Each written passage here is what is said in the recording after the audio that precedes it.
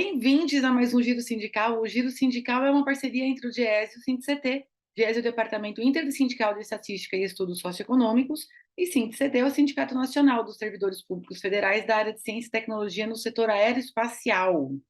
No último dia 5 de maio, para tentar turbinar a indústria automotiva, o governo publicou a medida provisória número 1175, que trata de descontos para aquisição de veículos novos e renovação das frotas de veículos de carga e de passageiros. E para comentar esse assunto aqui com a gente, como ele foi recebido entre os trabalhadores e entre os sindicatos, nós recebemos o presidente da Confederação Nacional dos Metalúrgicos, o Loricardo de Oliveira. Loricardo, muito obrigada por aceitar nosso convite. Bem-vindo a esse Giro Sindical. Obrigado, Renata. Obrigado aos trabalhadores, às trabalhadoras que assistem esse programa. Nós temos hoje uma indústria automotiva brasileira que tem mais de 50% de capacidade ociosa, e as notícias das férias coletivas e das pausas na produção, elas têm sido muito recorrentes, como uma combinação entre a falta de demanda interna por veículos e também a falta de peças, componentes, principalmente os chips, que desde a pandemia ainda é uma situação que não se regularizou. Essa medida do governo, ela promete alívio, mas até mesmo segundo o Ministério da Indústria, ela não é uma política industrial. Ela não tem uma previsibilidade de estruturar, reestruturar o setor, durar por 10, 15 anos. Ela é uma medida conjuntural. E o grande filé da medida é a possibilidade de haver descontos de 2 a 8 mil reais para os veículos de passeio e de 33 mil reais e 600 até 99.400 para veículos de carga ou de passageiros.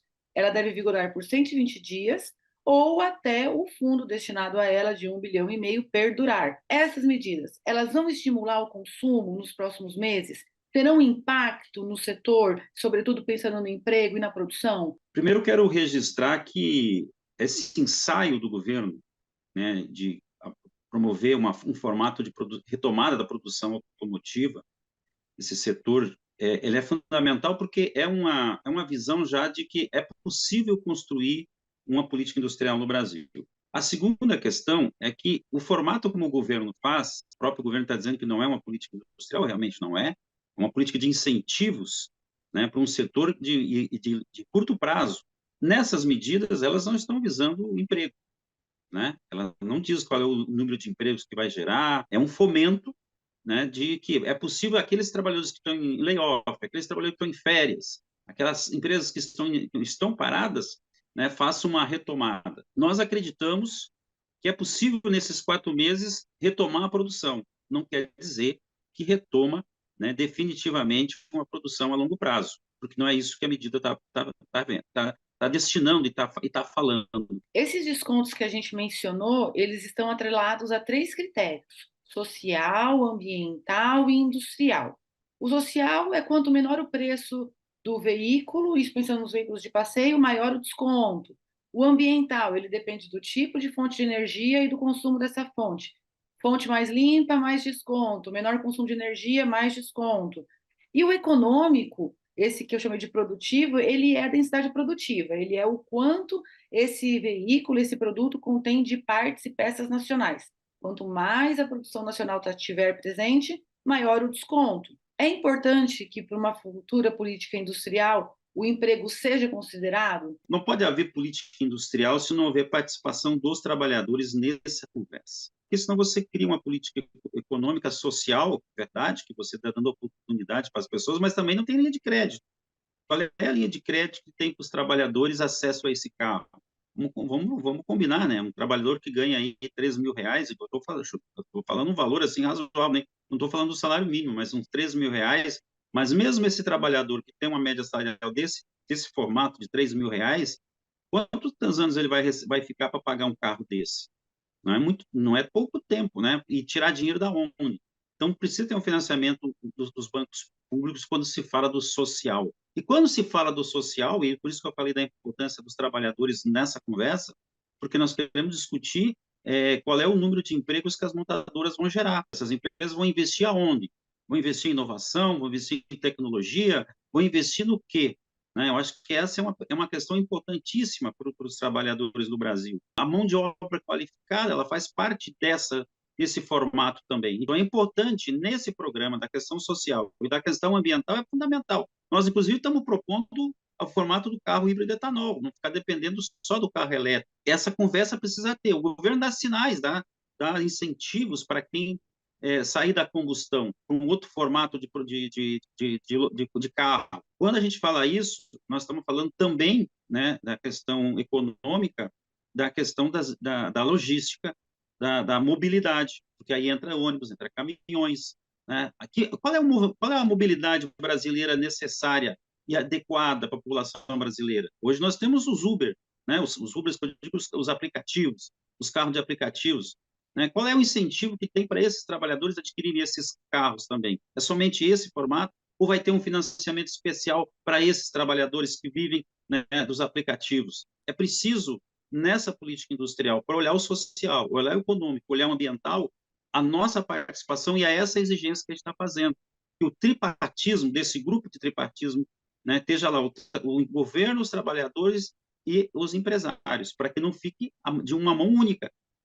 Os empresários ganham a lucratividade, aumentam a sua produção, mas, em contrapartida, né, tem um aumento no PIB da questão da produção, mas e os trabalhadores no seu direito? Se nós pegar as montadoras, por exemplo, você pega uma montadora em São Paulo, né, na região de São Paulo, a maioria trabalha 40 horas, mas se você pega uma montadora que sai de São Paulo, do eixo São Paulo, você já tem 48 horas, tem uma renda menor, não está dentro da média. Né? Como é que fica essas montadoras que vão ter as mesmas condições de produção e de comercialização? Então, acho que essa é uma questão importantíssima que precisa para ter a igualdade no Brasil, né, da renda e desses trabalhadores que fazem as mesmas funções lá no Pernambuco, lá em Santa Catarina, lá em Minas Gerais, aí em São Paulo, mas são diferentes os direitos, são diferentes, né, a própria renda. Então, o governo precisa trabalhar e trazer para dentro os trabalhadores para esse debate numa comissão que seja de construção nacional. Continue nesse giro sindical que a gente volta já.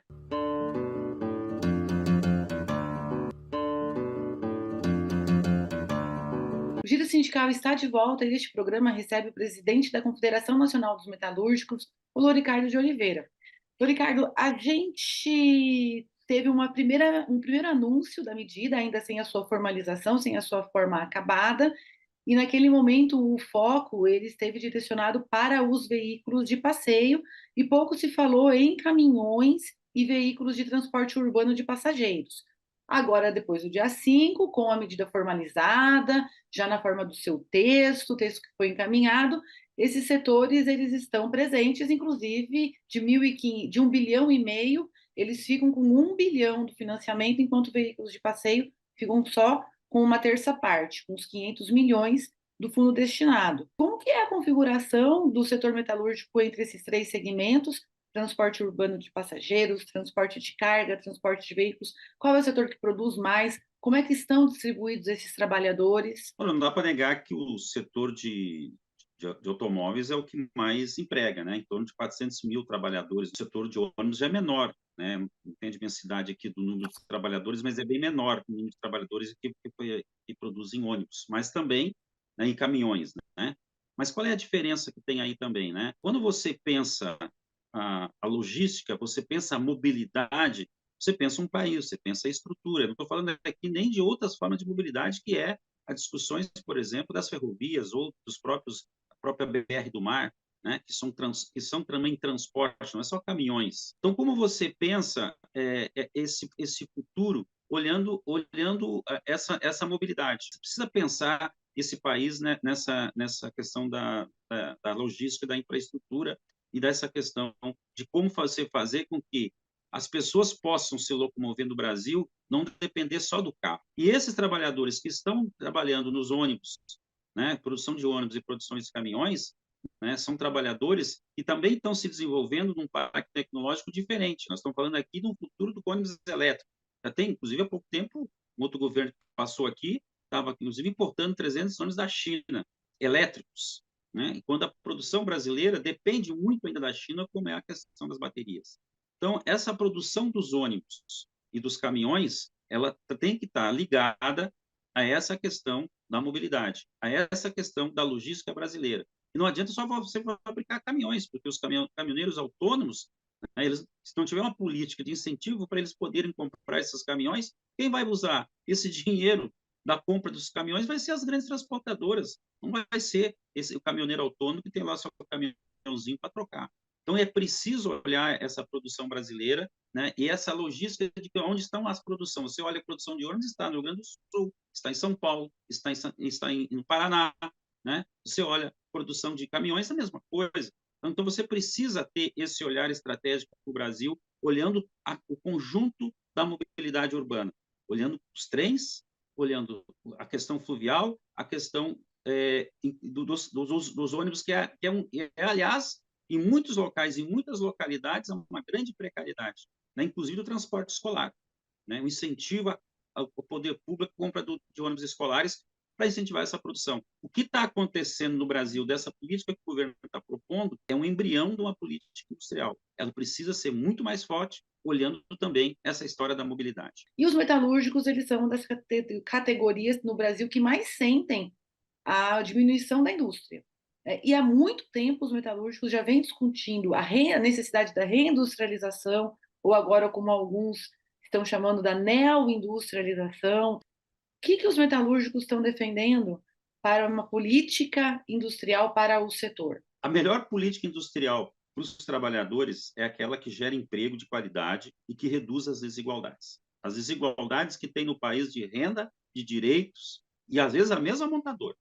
Aqui o caso da Ford, por exemplo, foi embora, mas se você pegar a Ford, o que era a Ford no ABC e depois a Ford em Camaçari era diferente. A outra questão é que um processo constante de inovação, de modernização do Parque Fabril, e que nessa constância do Parque Fabril há um regenciamento das cadeias produtivas, que você gere valores, que o conteúdo seja local, que não seja só importações, importar aquilo que não é produzido, mas incentivar a inovação no Brasil para produzir aqui, para não precisar depender de produto externo, como é, por exemplo, o caso das montagens de Manaus, né, do setor eletroeletrônico. A outra é uma política de alinhamento de preços, né, de transição justa, onde essa transição justa esteja a participação também dos trabalhadores. Estou insistindo nisso, porque nos parece, e nas conversas que a gente teve recentemente com o governo, no MDIC, né, nos surpreendeu muito, né, de que os trabalhadores não estavam dentro do calendário, que esteja uma transparência, né, e um controle da sociedade brasileira para os incentivos fiscais, ou os incentivos que as empresas ganham, por exemplo, essa agora das montadoras. Vocês viram, né? Ganharam os incentivos de redução de alguns tributos, contrapartida do preço baixou, mas a contrapartida de emprego, de renda, de distribuição junto à comunidade, né, de questões sociais, não tem. A outra questão é a universalização da educação, ter uma formação profissional e o uso. Eu fiquei muito feliz numa fala do secretário do ministro Alckmin, quando fala do Wallace, que é o secretário lá de indústria, quando ele fala de que uma das prioridades do governo é investir em inovação e engenharia. O Brasil não pensa nisso, a indústria não pensa nisso. A indústria pensa, e a maioria dos empresários falam isso, é a formação técnica. Engenheiro não há necessidade. Quando não há necessidade da engenharia e da inovação, você busca a tecnologia de fora. Então, nós estamos defendendo que haja uma viabilização, uma universalização desse conhecimento, desse investimento na engenharia, na formação técnica, não fique só no Sistema S, que é importante, mas não pode ser só o Sistema S. Nós temos o CEITEX, nós temos as escolas técnicas federais, que precisam ser ampliadas. As universidades precisam estar dentro desse perfil de inovação e preparando a nossa juventude para o futuro dessa indústria. A outra questão é promover os desenvolvimentos regionais. Se você olhar a produção nacional e olhar, por exemplo, a produção de São Paulo, que está muito gerada para o setor de autopeças e máquinas e bens de capital, mas se você olha para outras regiões, por exemplo, a região de Manaus, é eletroeletrônica. Se você olha o Minas Gerais, é o setor de siderurgia do aço. Se você olha o sul do Brasil, você pega até alguns setores automotivos, mas a maioria é setor de máquinas agrícolas. Então, precisa olhar esse desenvolvimento regional e com incentivo às pequenas empresas, às cooperativas, né? Mas principalmente que os trabalhadores dessas empresas sejam valorizados, porque não vai ter produção, indústria brasileira sem a valorização do trabalho, né? Eu lembro que o presidente Lula dizia nos primeiros mandatos dele: é preciso o povo consumir para gerar o país desenvolver. Os trabalhadores não consomem se não tiver renda, não consomem se não tiver salário, estão endividados. Então, é preciso garantir que esse desenvolvimento industrial, essa política industrial que a CNM defende, precisa ter todos esses quesitos, inclusive num projeto da Indústria 10+, que nós construímos junto com o macro setor da CUT e com outros setores, inclusive do DIES. Em meio ao debate para uma ajuda ao setor automotivo, falou-se muito no carro popular. O próprio presidente Lula ele tem questionado demais e recorrentemente o preço dos veículos e a ausência daquele modelo mais acessível que toda montadora tinha, que a gente chama de veículo de entrada, que era um carro mais simples. Mas hoje, Loricardo, mesmo o carro mais simples, já com os descontos da medida provisória, ele fica R$ 60.000. Um trabalhador que ganha na média da renda nacional, incluindo trabalho formal e informal, ele ganha em torno de 2 salários mínimos. Significa que essa pessoa, sem os juros, né, sem os juros, pagando 60 mil, ele gastaria 2 anos do salário dele. O brasileiro está ganhando muito pouco, ou o preço do carro subiu muito. O carro popular lá dos anos 90 e hoje seria R$ 35.000, então de $7.000. Hoje o carro popular, não calculei em dólares aqui, mas é mais do dobro desses R$ 35.000, né? Chega lá a R$ 100.000. Quem é esse trabalhador que vai adquirir esse carro? Com certeza não vai ser aquele que tenha 3 mil, a não ser que esteja um financiamento, uma linha de financiamento possível. Esse trabalhador não vai ter acesso a esse carro. Ele vai continuar com o carrinho dele lá, comprado lá numa agência de carros usados. Você imagina um país como o nosso, que ficou tantos anos sem um aumento real de salário mínimo. Em muitas categorias nossas ganhando, em muitos locais, ganhando menos. Né? Quando ganhava o NPC, o de reajuste salarial, ganhavam menos, né? Ainda ganhavam menos. Uma política salarial de muitas empresas de achatamento do valor salarial, do teto salarial. Quer dizer, tu tirou muita gente que ganhava mais ou menos para ganhar, botar gente que ganha menos. Hoje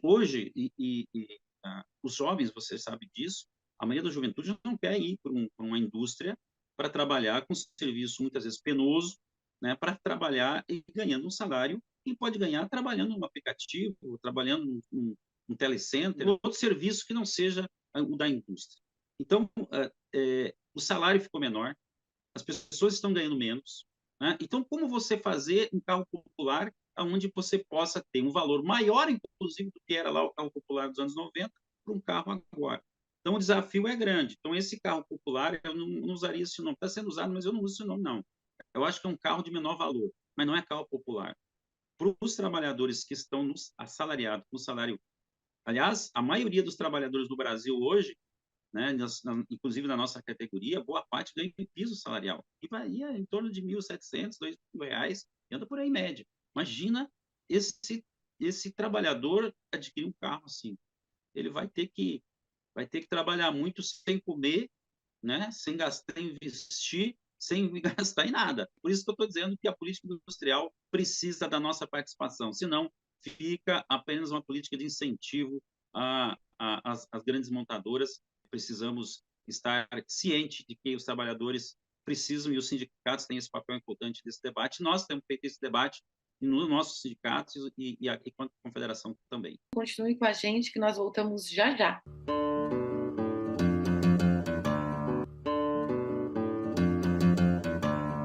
O Giro Sindical está de volta e este programa recebe o presidente da Confederação Nacional dos Metalúrgicos, o Loricardo de Oliveira. Loricardo, a crise climática, ela trouxe necessidades e ela aponta para mudanças. E isso mexe com o setor automotivo, né? O setor automotivo, ele não é o principal responsável pela emissão de gases de efeito estufa no Brasil.